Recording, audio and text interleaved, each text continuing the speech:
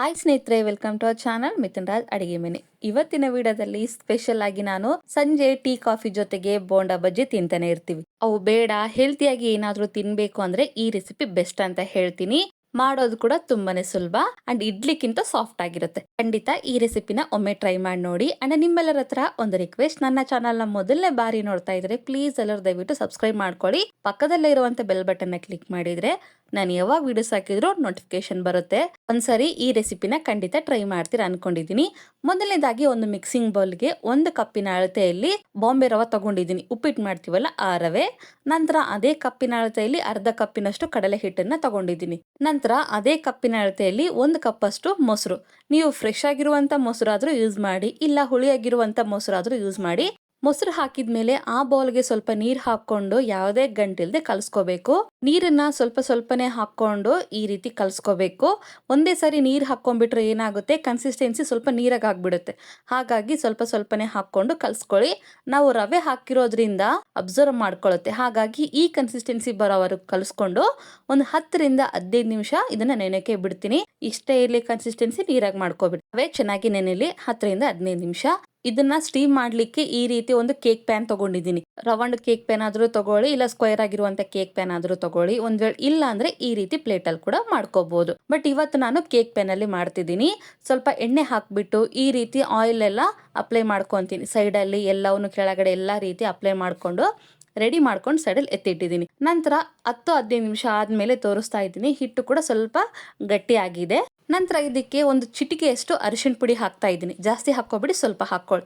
ರುಚಿಗೆ ತಕ್ಕಷ್ಟು ಉಪ್ಪನ್ನ ಹಾಕ್ತಾ ಇದ್ದೀನಿ. 2 ಹಸಿಮೆಣಸಿನಕಾಯಿ, ಸ್ವಲ್ಪ ಶುಂಠಿನ ತಗೊಂಡು ಈ ರೀತಿ ತರಿತರಿಯಾಗಿ ಜಜ್ಬಿಟ್ಟು ಹಾಕ್ತಾ ಇದ್ದೀನಿ. ನಂತರ 2 ಟೇಬಲ್ ಸ್ಪೂನ್ ಅಷ್ಟು ಎಣ್ಣೆ ಹಾಕ್ತಾ ಇದ್ದೀನಿ. 2 ಟೇಬಲ್ ಸ್ಪೂನ್ ಹಾಕೊಳ್ಳಿ, ಜಾಸ್ತಿ ಹಾಕೋಬೇಡಿ. ಸ್ವಲ್ಪ ಫ್ರೆಶ್ ಆಗಿರುವಂತ ಕೊತ್ತಂಬರಿನ ಹಾಕೊಂಡು ಮಿಕ್ಸ್ ಮಾಡ್ಕೊಂತೀನಿ. ನಾವು ಇಡ್ಲಿ ಮಾಡಿದಾಗ ಎಷ್ಟು ಸಾಫ್ಟ್ ಆಗಿರುತ್ತಲ್ಲ, ಅದಕ್ಕಿಂತ ತುಂಬಾನೇ ಸಾಫ್ಟ್ ಆಗಿರುತ್ತೆ ಈ ಒಂದು ರೆಸಿಪಿ. ನೋಡಿದ್ರೆ ಕನ್ಸಿಸ್ಟೆನ್ಸಿ ರೆಡಿ ಆಯ್ತು. ಈ ಕಡೆ ನಾನು ಸ್ಟೀಮ್ ಮಾಡ್ಲಿಕ್ಕೆ ತಳ ದಪ್ಪ ಇರುವಂತ ಪಾತ್ರೆ ತಗೊಂಡಿದ್ದೀನಿ, ಕಡಾಯಿ ತಗೊಂಡಿದ್ದೀನಿ. ನಂತರ ಇದ್ರ ಮೇಲೆ ಈ ತರ ಸ್ಟ್ಯಾಂಡ್ ಬರುತ್ತಲ್ಲ, ಸ್ಟ್ಯಾಂಡ್ ಇಟ್ಬಿಟ್ಟು ಸ್ಟ್ಯಾಂಡ್ ವರೆಗೂ ನೀರ್ ಹಾಕೊಂಡು ಮುಚ್ಚಳನ ಮುಚ್ಚಿ ಕುದಿಯಕ್ಕೆ ಬಿಡ್ತೀನಿ. ಲಾಸ್ಟ್ ಅಂಡ್ ಫೈನಲ್ ಆಗಿ ನಾನು ಇದಕ್ಕೆ ಈನೋ ಪ್ಯಾಕೆಟ್ ತಗೊಂಡಿದ್ದೀನಿ, ತುಂಬಾ ಸಾಫ್ಟ್ ಆಗಿ ಬರ್ಲಿ ಅಂತ. ಒಂದು ಫುಲ್ ಪ್ಯಾಕೆಟ್ ಹಾಕ್ತಾ ಇದ್ದೀನಿ. ಇವಾಗ ನೋಡಿದ್ರೆ ಹಾಕಿದ್ದೀನಿ. ನಂತರ ಇದಕ್ಕೆ ಸ್ವಲ್ಪ ಆಕ್ಟಿವ್ ಮಾಡ್ಲಿಕ್ಕೆ ಸ್ವಲ್ಪ ನೀರ್ ಹಾಕ್ಬಿಟ್ಟು ಮೇಲೆ ಮಿಕ್ಸ್ ಮಾಡ್ಕೋಬೇಕು. ಒಂದು ವೇಳೆ ನಿಮಗೆ ಈನೋ ಹಾಕೋದು ಇಷ್ಟ ಇಲ್ಲ ಅಂದ್ರೆ ಇದ್ರ ಪ್ಲೇಸ್ ಅಲ್ಲಿ ಒಂದು 1/4 ಟೀ ಸ್ಪೂನ್ ಅಷ್ಟು ಅಡಿಗೆ ಸೋಡಾ ಹಾಕೊಂಡು ಅದ್ರ ಮೇಲೆ ನಿಂಬೆ ಹಣ್ಣಿನ ರಸ ಹಾಕೊಂಡು ಈ ರೀತಿ ಮಿಕ್ಸ್ ಮಾಡ್ಕೊಳ್ಳಿ. ಕನ್ಸಿಸ್ಟೆನ್ಸಿ ಇಷ್ಟೇ ಇರಬೇಕು, ಹೀಗೆ ಇರಬೇಕು. ತೀರಾ ತೆಳುವಾಗೂ ಮಾಡ್ಕೋಬೇಡಿ, ಹಾಗಂತ ತೀರಾ ಗಟ್ಟಿಯಾಗೂ ಮಾಡ್ಕೋಬೇಡಿ. ರೆಡಿಯಾಗಿರುವಂತ ಪೇಸ್ಟ್ ನಾನು ಇವಾಗ ಕೇಕ್ ಪ್ಯಾನ್ ಅಲ್ಲಿ ಹಾಕೊಂಡು ಒಂದ್ಸರಿ ಈ ರೀತಿ ಟ್ಯಾಪ್ ಮಾಡ್ತಿದ್ದೀನಿ. ಮೇಲ್ಗಡೆ ಸ್ವಲ್ಪ ಗಾರ್ನಿಶಿಂಗ್ ಆಗಿ ಖಾರದ ಪುಡಿ ಹಾಕ್ತಿದ್ದೀನಿ. ಇದು ಆಪ್ಷನಲ್, ಇಷ್ಟ ಇದ್ರೆ ಹಾಕೊಳ್ಳಿ, ಇಲ್ಲ ಅಂದ್ರೆ ಬೇಡ. ಖಾರದ ಪುಡಿ ಹಾಕೊಂಡಿದ್ಮೇಲೆ ಈ ಕಡೆ ನೀರ್ ಕೂಡ ಕುದೀತಾ ಇದೆ. ನೋಡಿದ್ರ, ಇಂಥ ಟೈಮಲ್ಲೇ ಕೇಕ್ ಪ್ಯಾನ್ ನ ಸ್ಟ್ಯಾಂಡ್ ಮೇಲೆ ಇಡ್ತಾ ಇದ್ದೀನಿ. ಗ್ಯಾಸ್ ನ ಲೋ ಫ್ಲೇಮ್ ಅಲ್ಲೇ ಇಟ್ಕೊಂಡು ಒಂದ್ 20-25 ನಿಮಿಷ ಇದನ್ನ ಸ್ಟೀಮ್ ಮಾಡ್ಕೋಬೇಕು. ನೋಡಿದ್ರ ಸ್ಟೀಮ್ ಆಗಿದೆ. ಹೇಗೆ ಗೊತ್ತಾಗುತ್ತೆ ನಮಗೆ ಅಂದ್ರೆ, ಚಾಕು ತಗೊಂಡು ಈ ರೀತಿ ಚುಚ್ಚಿದಾಗ ಒದ್ದೆ ಒದ್ದೆ ಆಗಿ ಬರಬಾರ್ದು, ಡ್ರೈ ಆಗ್ಬೇಕು. ಒಂದ್ ವೇಳೆ ಒದ್ದೆ ಆದ್ರೆ ನಿಮಗೆ ಇನ್ನೊಂದ್ 5 ನಿಮಿಷ ಸ್ಟೀಮ್ ಮಾಡ್ಕೊಳ್ಳಿ. ನಂತರ ತೆಗೆದ್ಬಿಟ್ಟು ಕಂಪ್ಲೀಟ್ ಆಗಿ ತಣ್ಣಗಾಗೋವರೆಗೂ ಸ್ವಲ್ಪ ಹೊತ್ತು ಆರಿಸ್ಕೊಳ್ಳೋಣ. ಆರಿದ್ಮೇಲೆ ತೋರಿಸ್ತಾ ಇದ್ದೀನಿ. ಚಾಕುವಿನ ಸಹಾಯದಿಂದ ಈ ರೀತಿ ಎಡ್ಜಸ್ ನ ಸ್ವಲ್ಪ ಲೂಸ್ ಮಾಡ್ಕೊಂಡು, ಎಲ್ಲಾ ಕಡೆನೂ ಲೂಸ್ ಮಾಡ್ಕೊಳ್ಳಿ ಎಡ್ಜಸ್ ನ. ಈ ರೀತಿ ರಿವರ್ಸ್ ಮಾಡ್ಕೊಂಡು ಒಂದ್ಸರಿ ಟ್ಯಾಪ್ ಮಾಡಿದ್ರೆ ತನ್ನಷ್ಟಕ್ಕೆ ತಾನೇ ಕೆಳಗ್ ಬಿದ್ಬಿಡುತ್ತೆ. ನೋಡಿದ್ರೆ ಎಷ್ಟು ಸುಲಭವಾಗಿ ಬರುತ್ತೆ. ತುಂಬಾ ಅಂದ್ರೆ ತುಂಬಾ ಸಾಫ್ಟ್ ಆಗಿರುತ್ತೆ. ಚಾಕುವಿನ ಸಹಾಯದಿಂದ ನಿಮಗೆ ಯಾವ ಶೇಪ್ ಬೇಕೋ ಆ ಶೇಪ್ ಅಲ್ಲಿ ಕಟ್ ಮಾಡ್ಕೊಳ್ಳಿ. ಬಟ್ ನಾನು ಇವತ್ತು ಸ್ಕ್ವೇರ್ ಶೇಪ್ ಅಲ್ಲಿ ಕಟ್ ಮಾಡ್ಕೊಂತಿದ್ದೀನಿ. ಈ ರೆಸಿಪಿ ನೋಡಿದ್ರೆ ನಿಮಗೆ ಗೊತ್ತಾಗಿರುತ್ತೆ, ಇದು ಗುಜರಾತಿನ ಫೇಮಸ್ ಡಿಶ್ ಡೋಕ್ಲಾ ಅಂತ ಕರೀತಾರೆ. ಒಂದು ಪೀಸ್ ತೋರಿಸ್ತಾ ಇದ್ದೀನಿ ನೋಡಿ, ಎಷ್ಟು ಸಾಫ್ಟ್ ಆಗಿರುತ್ತೆ. ಇಡ್ಲಿಕ್ಕಿನ ಸಾಫ್ಟ್ ಆಗಿರುತ್ತೆ. ಖಂಡಿತ ಒಂದ್ಸರಿ ಟ್ರೈ ಮಾಡಿ ನೋಡಿ.